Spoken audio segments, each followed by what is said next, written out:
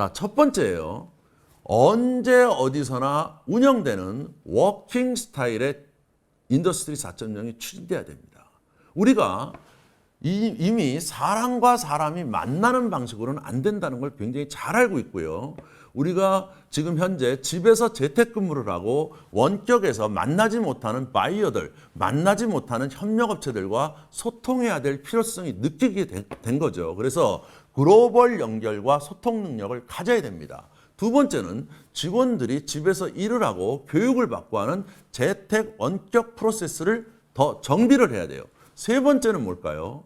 갑자기 어느 한 공장이 격리가 되고 우리 직원이 또 질병으로 인해서 일을 못하는 현상들이 많이 생기게 돼요.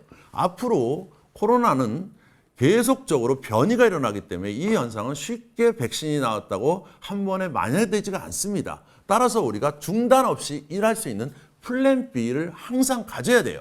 이런 부분 때문에 우리가 워킹 스타일의 변화를 가져가야 되는데 그 첫 번째가 뭡니까? 증가하는 원격 협업에 대한 크라우드 도구들을 갖고 있어야 돼요. 그래서 언제 어디서나 일할 수 있는 방식을 가져야 됩니다. 그래서 이제 이메일 중심 시대에서 이메일로 소통하는 시대에서 원격으로 일하는 줌이라든지 웹엑스라든지 관련된 새로운 플랫폼으로 일하는 방식을 가져야 돼요. 그래서 기업들의 리더와 또 핵심적으로 외부와 소통하는 인력들은 특히 더 이러한 줌에 자기 스스로 만들어내고 거기서 소통하는 능력을 가져야 됩니다. 그것뿐만 아니죠. 원격에서 민첩하게 협업할 수 있는 크라우드 베이스의 그러한 협업 도구들을 갖춰야 이제 우리가 인더스트리 4.0을 원활하게 수행할 수가 있습니다. 또 하나는 뭘까요?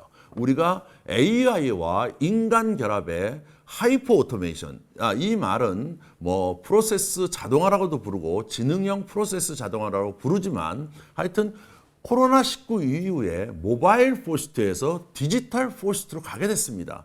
그래서 지금과 같이 인간 중심으로만 일하는 방식으로는 안 된다는 거예요. 유연한 일을 할 수가 없어요. 따라서 RPA와 같은 특정 어느 한 분야를 인공지능이 아예 맡아서 하든지 또 하나는 인공지능과 로봇이 인간과 서로 협력하는 프로세스를 통해서 우리가 원활하게 유연하게 일할 수 있는 플랜 B를 가져야 되는 것입니다. 자, 예를 들어서 우리가 로지스틱스, 물류 같은 경우에는 굉장히 이번에 온라인으로 바뀌면서 업무로드가 상당히 많았던 부분이에요. 여기에 팬데믹 기간 동안 그로서리 패킹 로봇과 같이 이제 크라우드 엣지 베이스로 물류 현장이 로봇들이 움직이는 현장들이 움직이고 있습니다. 이거는 영국의 오카도 물류 현장인데요. 그래서 예를 들어서 내가 주문을 하면 바로 주문하자마자 로봇들이 움직이면서 내가 주문한 물건을 바닥에서 피킹해가지고 그것을 포장할 때까지 4분밖에 걸리지 않아요. 그러면 인간들이 그것을 잡아가지고 해당 데서 움직이게 하는 거죠. 또 아랫단에 보시는 것처럼 이번 1월 달에 제너럴 모타스가 선보인 바로 브라이트 드롭이라는 새로운 모빌리티죠. 바로 현장에서 로봇들이 가져다 준 것을 가지고 작업 요원들이 해당되는 움직이는 팔레트에 집어넣게 되면 인공지능이 그 어느 팔레트에 어느 선반에 어느 물건이 들어가 있다는 걸 알게 되고요. 페덱스가 GM과 같이 1년 동안 시범 사업을 했는데 페덱스에 지금 보시는 트럭에다가 자동화된 걸 이 선반들을 딱 넣게 되면 바로 인공지능은 어느 트럭에 어느 제품이 들어가 있다는 걸 알게 되고 이동 상황에 따라서 이 운전자와 함께 이동 루트를 움직이게 되고 그것을 원활하게 배송하게 하는 이런 하이퍼 오토메이션의 새로운 방향들이 이루어지고 있습니다. 그래서 RPA라든지 이런 하이퍼 오토메이션과 같은 도구들을 우리가 받아들여서 유연하게 플랜 B로 사람들이 격리되더라도 우리가 일할 수 있는 그런 구조를 우리가 가져가야 된다라는 것이 두 번째 중요한 점이 되겠습니다. 자, 코드 두 번째를 우리가 보도록 하죠. 조합 가능한 기술을 활용해서 빠른 피보팅 능력을 필요하게 됐습니다. 자, 이 피보팅이라는 게 팬데믹 이후에 이 인더스트리 4.0 또 디지털 트랜스포메이션의 가장 중요한 추세인데요. 피보팅은 뭘까요? 여러분 농구에서 보시면 농구공을 튕기다가 상대방 선수를 만나면 딱 했다가 속이면서 빠르게 이동하는 능력을 우리가 피봇 기술이라고 합니다. 자, 이 말씀은 왜 드리냐 하면 우리가 그동안 팬데믹 이전에는 ERP라든지 SCM이라든지 이런 걸 받아들이는데 우리가 어떻게 만들었죠? 아주 굳건하게 튼튼하게 만드는 걸 기본적으로 했습니다. 가장 그것이 우리가 중요했어요. 그런데 미국의 한 낙농 제조업체에서 자, 낙농업계에서 만들어진 제품을 가지고 고객은 누구였냐 하면 학교라든지 그다음에 회사라든지 이런 단체 식당에게 납품하는 그러한 제조업체였어요. 근데 어떻게 됐을까요? 미국에서 바로 그러한 단체들이 뭐 우리나라도 마찬가지지만 전부 멈춰섰잖아요. 그러니까 수요가 갑자기 사라지게 된 거예요. 그러니까 어떻게 해야 돼요? 사람들이 재택으로 일하면서 B2C가 갑자기 뜨게 된 거예요. 자, B2C에서는 물건이 모자라서 못 팔고 있는데 이 자기네가 B2B에서는 벌써 수요가 떨어진 거죠. 그러니까 어떻게 되겠어요? 바로 B2B로 바꿔야 되는데 이게 쉽지 않은 문제입니다. 왜냐하면 제품의 포장 단위가 다르잖아요.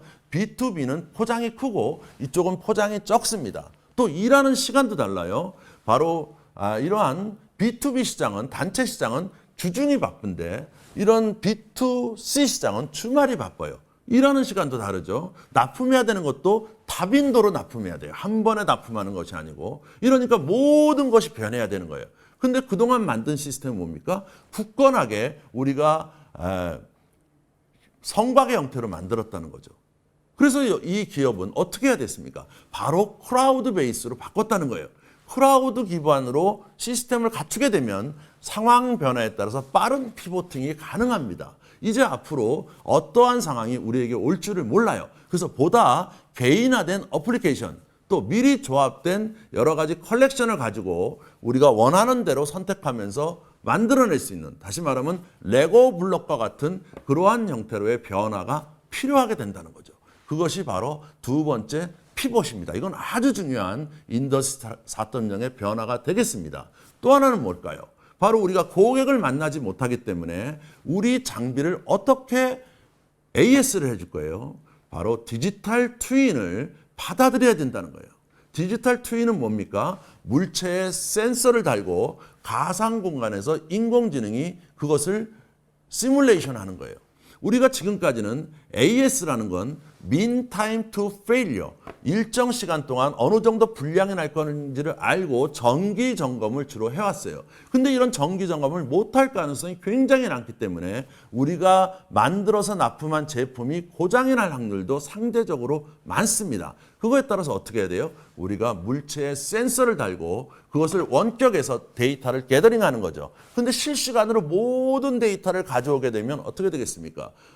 업무 부하가 굉장히 많겠죠. 그래서 엣지단에서 이상이 있는 신호만 우리가 받아들여서 그것을 가지고 사전적인 정기 점검을 원격에서 해줄 수 있거나 아니면 고객과의 소통을 통해서 미리 점검을 시키는 이러한 방식으로의 대이동이 필요하다는 거예요.